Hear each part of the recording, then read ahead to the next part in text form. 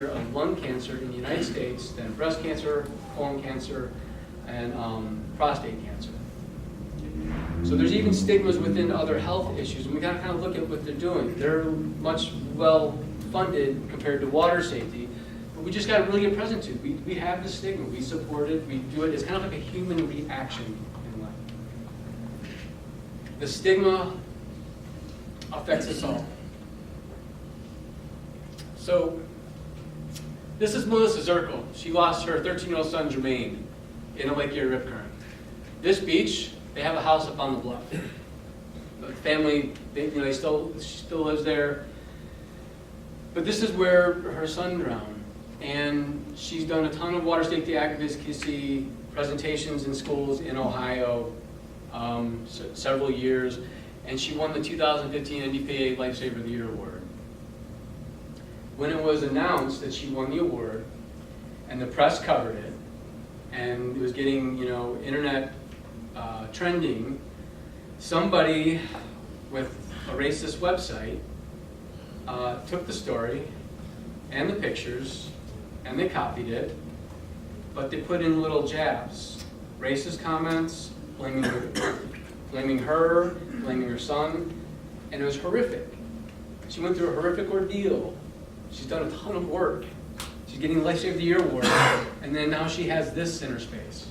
It was horrific. And she contacted me, and I was like, it's your call. There's two options.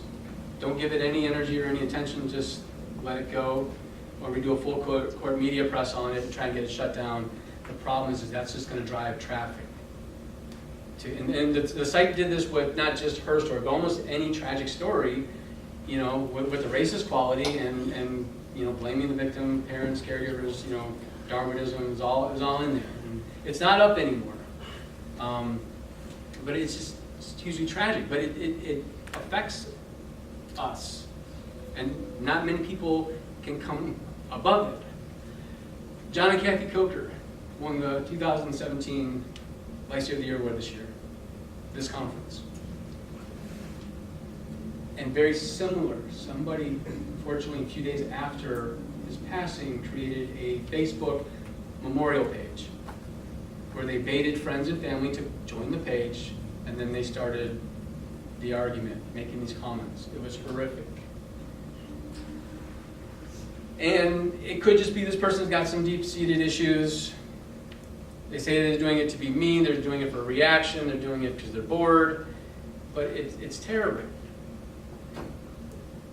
So how would we be compassionate towards someone who would do something like that? How do we be the bigger person? What actions we take? And the biggest thing we find with water safety, whether we're speaking with family and friends of drowning victims, speaking with the media, speaking with people after a presentation, they're like, oh my God, I didn't know. I didn't know drownings were one of the leading causes of accidental death. I didn't know that 80% of drownings are male. They didn't know these basic, simple information. And the thing is about water safety is we're not building a rocket ship. We're not. It's not complicated. Bullet-pointed information needs to be effectively and efficiently delivered and measured. And it's still not happening. It's happening fragmented. We're doing school presentations. Other nonprofits are doing school presentations, but it really needs to be a nationwide agenda and a worldwide agenda because it is a worldwide issue. But those who don't know history are doomed to repeat it. So we need to interrupt that. So where do we start? Proactively and reactively are some avenues.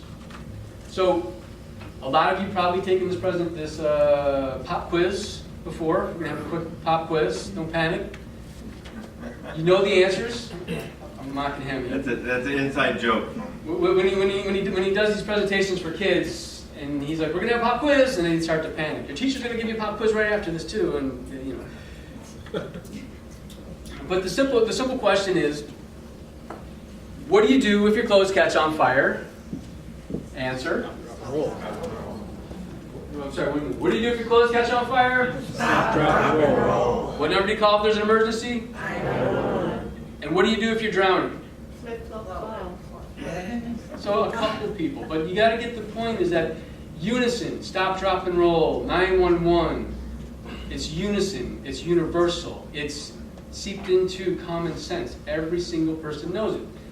You know, driving down the street, my 3-year-old's telling me to put my seatbelt on.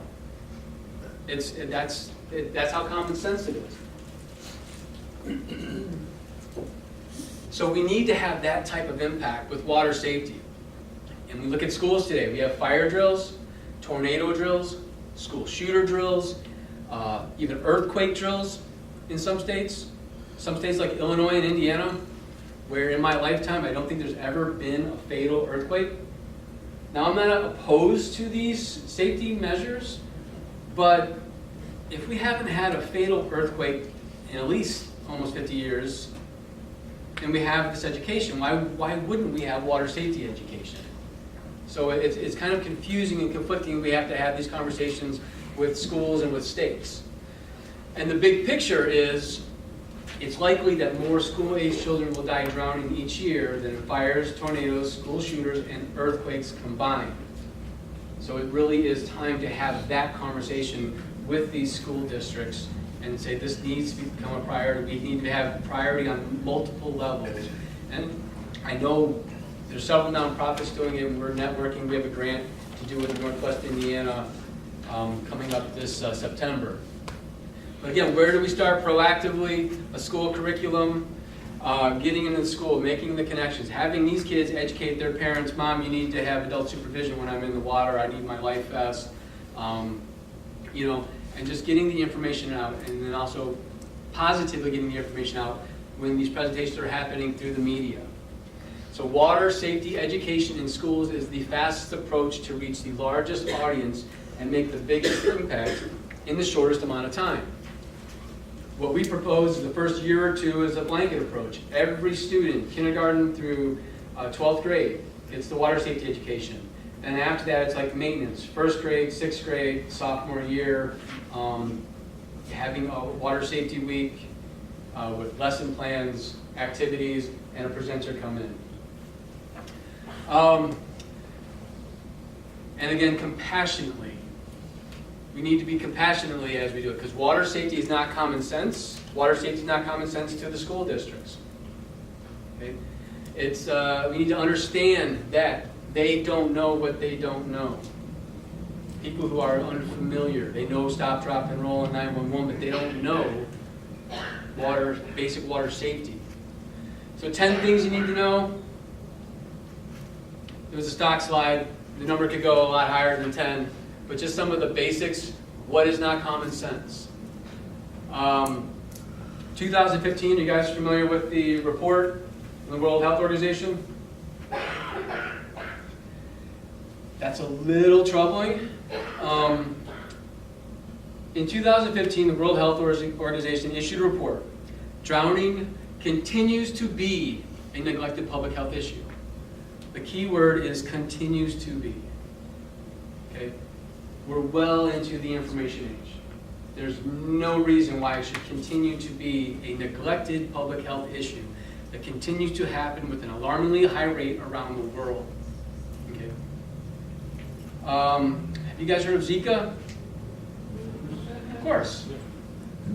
2016, the World Health Organization said that Zika is a public health issue. What transmits Zika? Mosquitoes. How do you protect yourself from mosquitoes?